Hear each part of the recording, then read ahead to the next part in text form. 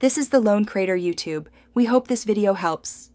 You start by preparing Spck so you can run JavaScript immediately. Create a web project and verify index.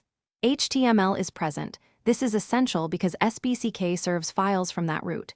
Once done, add a new file called script.js and insert a script tag in index. HTML pointing to script.js. Make sure to save both files. This first step gets you into an editable, runnable environment quickly.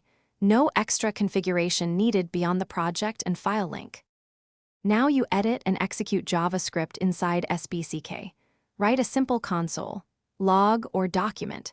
Get element by ID call to change the page. This shows both runtime and DOM interaction. Tap Run to launch the internal preview, then switch to the console tab to see output and errors. Use live reload so saves trigger automatic refresh. This speeds iteration. If you need to inspect elements, use the preview pane and alter CSS or HTML in place. Then save to observe immediate results and tweak until behavior is correct.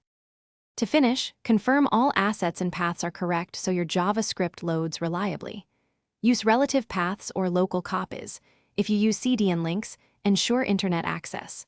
Once satisfied, export the project or open the preview URL in an external browser to test on other devices.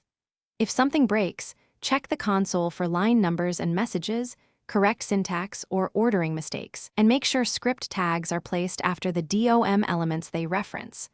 One key tip: clear caches or disable live reload briefly to force a full reload. Thanks for watching. Consider subscribing if we helped you.